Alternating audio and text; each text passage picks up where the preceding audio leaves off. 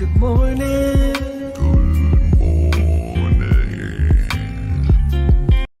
Good morning, my friends. Today is indeed a good day. I can love you and be your friend, even if we think differently, believe differently, act differently, look different, or come from different places in life. You are welcome here.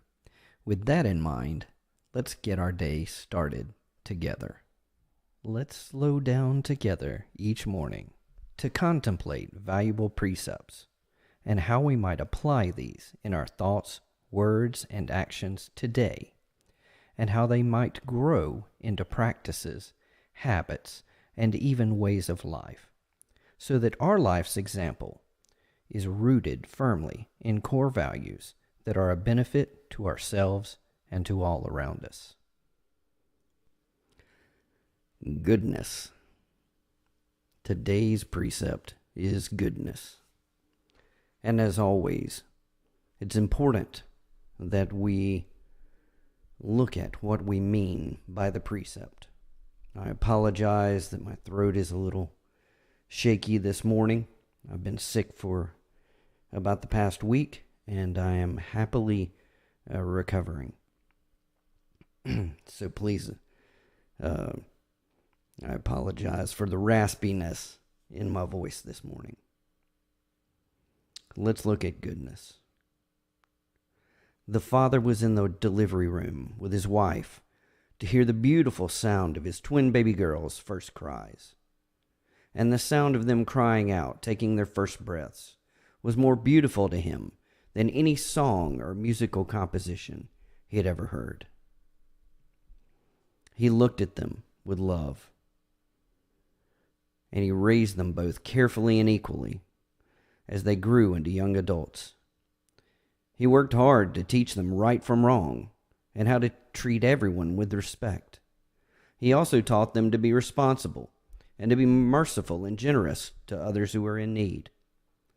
No matter how equally he treated them, he found that one daughter was very practical, pragmatic, and logical about everything in her life, while the other was very passionate and was led by her feelings. They both were very different in how they saw the world and how they approached life. Over time, the practical daughter found that things went more smoothly for her if she obeyed her father even when she disagreed with him, while the more passionate daughter would resist and push back hard and be rebellious at anything she felt was unfair or wasn't right. The father had worked very hard his whole life building up his own business to provide for the family, but he always made his family a priority. He spent time helping them along the way, supported their talents and interests, and at times spoiled them both with surprise gifts, trips, and special events, and even little encouraging notes that he would give them from time to time. As soon as the more rebellious daughter was old enough to leave home, she told her father that she was going to leave home and strike out on her own to chase her dreams. She wanted to build a life for herself. Even though it hurt the father to see her go, he pulled together what he could from his savings and sent her on her way. She very quickly became completely wrapped up in building her dream career, finding her dream husband, and starting a family of her own. At first, she would call occasionally, but it seemed they had less and less in common to talk about. Over time, the father heard less and less from this daughter until eventually they stopped talking altogether. The pragmatic daughter, however, realized how comfortable and easy it was to live in her father's house and to work in his business, so she never left. Even though it wasn't her dream to work in her father's business, and even though she wasn't able to use her greatest talents every day, she worked at the business and built a successful career. Even though she loved singing alongside her longtime boyfriend in a band, when the opportunity came for them to move to Nashville and sign a recording contract and step into their dreams, she instead decided to stick with the stability of a job at her dad's company. Over time, their attempts to maintain a long-distance relationship failed. As she grew older and knew that she only had a certain number of years left to give her For grandchildren, she chose a man from within her father's company that was reliable, hardworking, and honest, married him, and they started a family together. As the father grew older, his health began to fail. He began making poor business decisions because his mind was not as sharp as it once was. Many of his customers, vendors, and even his employees began taking advantage of him, and they had soon looted the company, and he found out from his accountant that he was facing bankruptcy and insolvency. On the very same day, he received a diagnosis from his doctor that he was facing a future of chronic pain and suffering, and that he would require daily, around-the-clock health care. He walked a few doors down from his office to his practical daughter's office and asked her if she could join him in the conference room. He then called his estranged daughter on the speakerphone so that he could break the news to both of them. He closed the conference room door as she answered.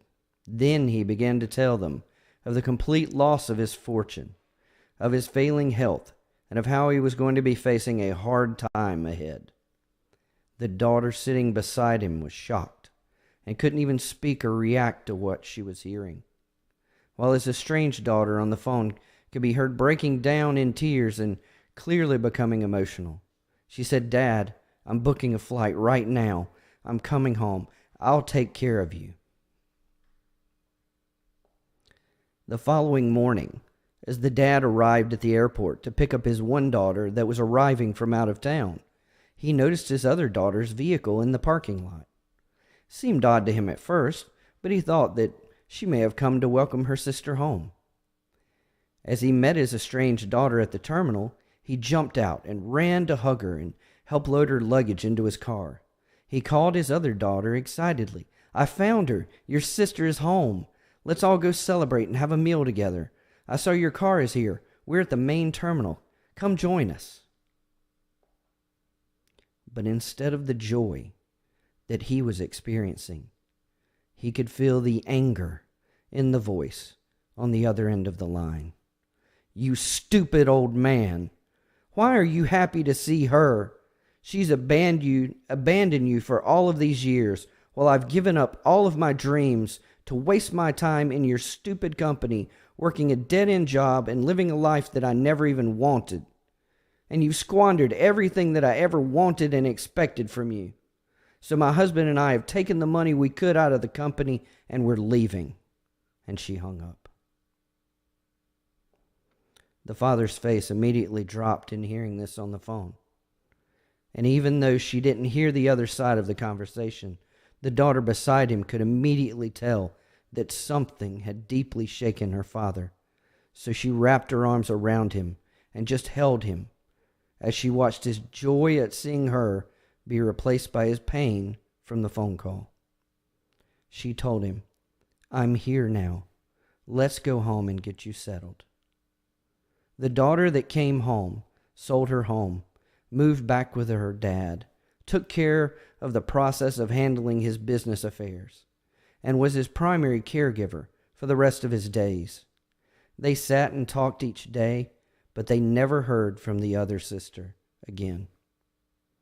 Who was the good daughter in this story?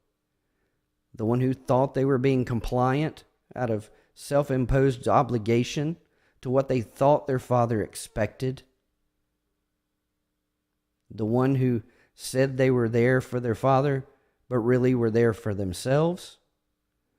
Or the one who said that they were after their own dreams, but showed that they were willing to drop all of that when they were truly needed? Goodness. Goodness is not just legally or ethically being compliant. Goodness is being merciful and generous to those in need.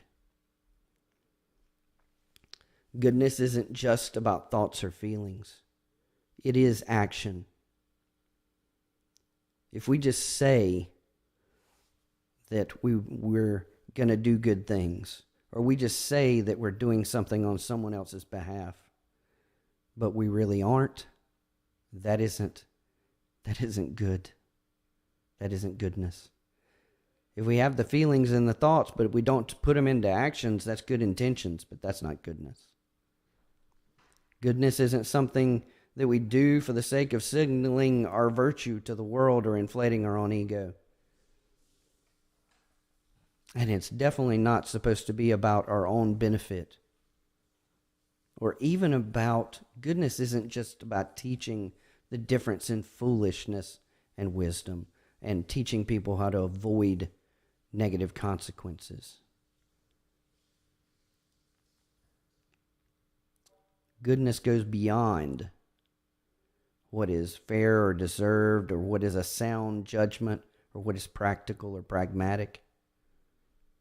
Goodness is an uprightness in the heart and the life that acts on behalf of others. Goodness comes from a selfless perspective of serving the needs of others. It is quite natural to seek to follow our own dreams. In fact, we don't want to throw away our dreams for silly reasons or foolish reasons. We don't want to compromise those things. We want to bring the greatest value we can in this life through our gifts and our talents and our abilities.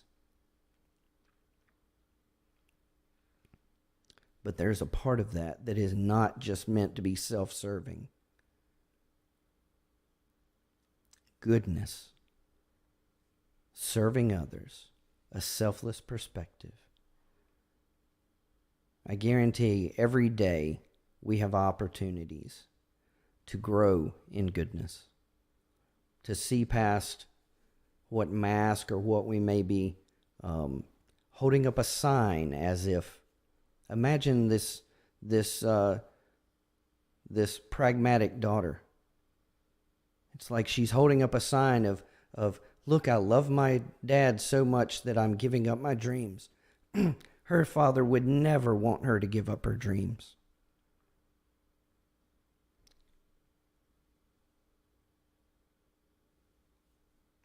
When we fake goodness, it isn't goodness at all. The daughter was not doing these things on behalf of her father, even though she justified it in her own mind. She set expectations in her own mind of why she was justifying making the choices that she was making. But it wasn't about her father, it was about herself. We do the same thing. We can't demonize, the one sister over the other. But we can see and we can learn from the story. So today is goodness. I hope that this story that I've come up with and that I've proposed is helpful in illustrating the point. I hope you have a wonderful day today. I hope that we can live a day of goodness. And not just a day, but that we'll take one little step closer to goodness than we might have otherwise, just by being conscious of it, looking for it. Take one little step, and then we're going to rinse and repeat. Every day, we're going to seek to just make one closer step towards these precepts. We're going to put our life where our mouth is. We're going to put our life where our mouth is. We want to be like the daughter that in the end, she wasn't playing a good game. She was prepared. She was ready, right? So let's be ready in that moment that we get to show that goodness. And let's take that step. Let's try each day to see those steps build up into new habits and behaviors. You don't have to get from 0 to 100 all today. We just have to take that one step. I love y'all. Hope you have a wonderful day. If you want to go deeper on any of these topics, if you want to discuss further, reach out to me. I love when we get a chance to do that. Again, I apologize for my voice. I'm still on medicine. I'm still trying to recover. Apologize for not not having broadcasts lately, but you can sort of tell, probably from my voice, that there was good reason for that. I love you. Have a wonderful day. Hope to see you again soon.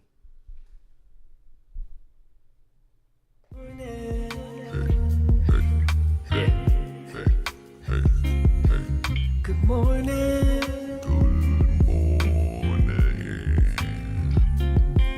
Good morning. Yeah, yeah. Good morning.